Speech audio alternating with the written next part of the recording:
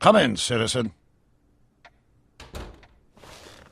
Martin McFly, age 18, resident of Sector L, Father George, Mother Lorraine, president of the Junior Brown Brigade, recipient of a full-ride scholarship to Strickland College, winner of the Courthouse Challenge to Portman Award, 0 demerits until this morning. The obvious question, Mr. McFly, is... what happened to you? Gotta believe me, Doc. I only did it to get your attention. Doc. Interesting. You regard me as a doctor, indicating awareness that you're suffering from some variety of mental disorder. That's a hopeful sign, Martin. Of course, I'm not actually a doctor, but I do have the tools to turn you around and put you back on the road to societal normalization. Shall we begin with a few questions to establish a baseline? Whatever. Let's get through this nonsense so I can set you straight. You'll set me straight? Explain.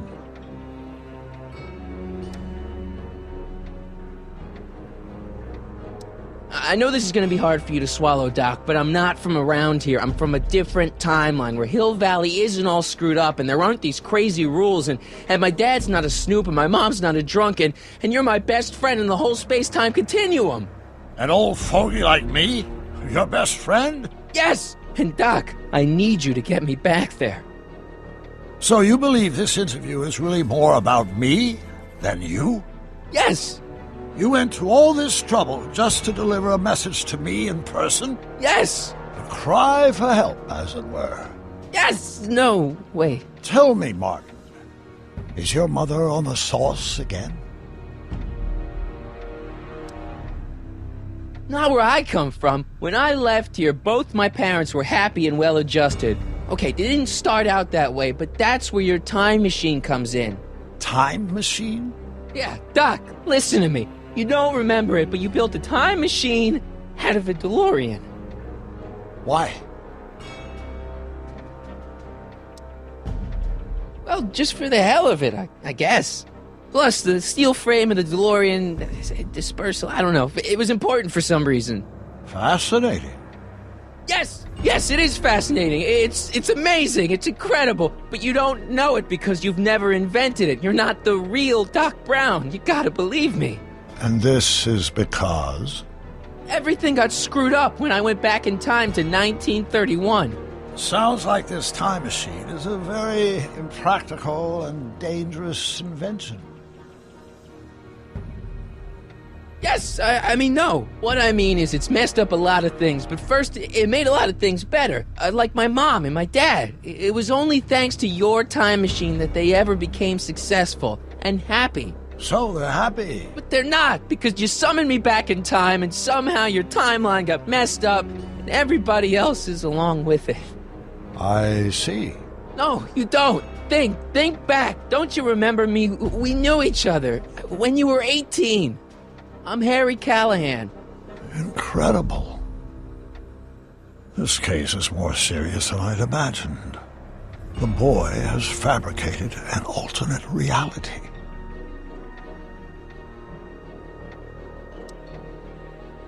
You think I'm crazy? I guess maybe I sound crazy, but you gotta believe me. Calm down, Martin. I'm not blaming you for anything. The failure is ours, not yours. Obviously, there was a drastic flaw in your social conditioning. God, you don't understand. No, I don't understand yet, but I want to. I want to get at the root of your problem. Keep talking. Take your time. Look around the room. Perhaps something here will stimulate your memory.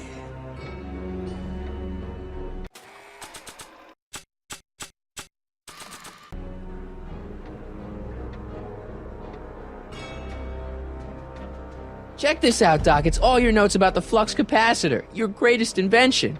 That can't be my notebook. The handwriting is far too sloppy.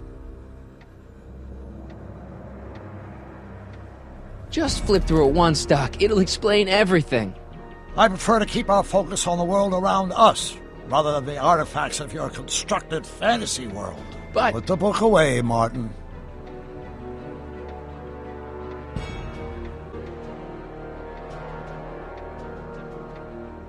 It's better if I keep this on me at all times. You still got the movie ticket. Indeed I do. A memento of my first date with Edna. I took her to see The Virtuous Husband. And you never saw Frankenstein. You were supposed to go see Frankenstein that night. It was gonna give you the inspiration you needed to pull off your big demonstration at the Hill Valley Expo. Inspired by Frankenstein? How whimsical, not to mention historically inaccurate. My dolly wife is all the scientific muse I've ever needed. From my successful demonstration at the 31 Expo all the way up to my cutting-edge Citizen Plus program. Successful? It was supposed to be a failure.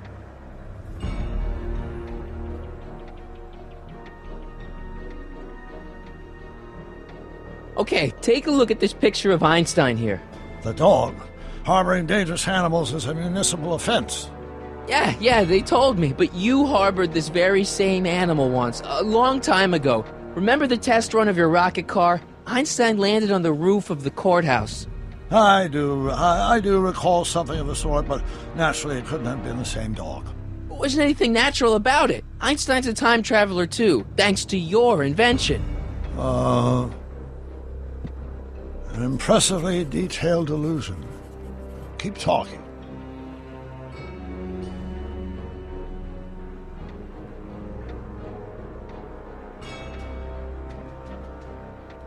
Hey, this is your fish tank. Yes, that is my fish tank.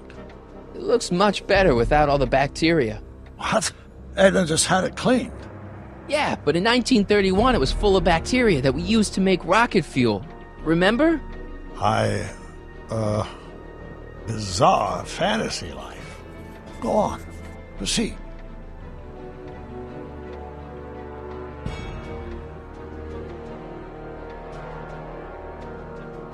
So that's what Judge Brown looked like. I never actually saw him. Of course not. He died before you were born. He was my biggest supporter. After my wife, of course. That's a switch. Last time I saw your younger self, you and your dad had just had a big falling out over your decision to become an inventor instead of a lawyer. Isn't that right?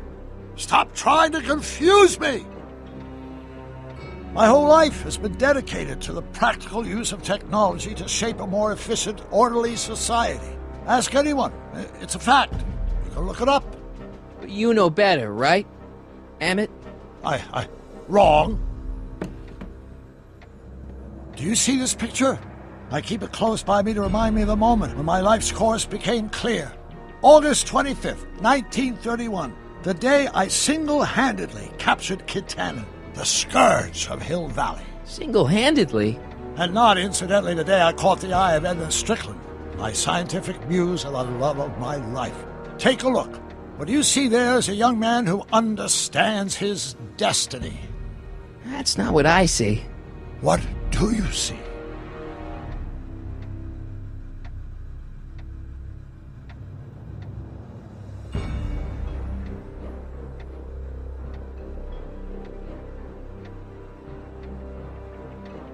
Could that be? I think it is. What? It's me, and you, the other you. It is me. And you. But how? Harry? It's impossible. No, it's science. Your science, Doc. In this other world, the one you say you come from, am I happy there? Very happy. You've got two great sons. Sons? Yes, and a fantastic wife.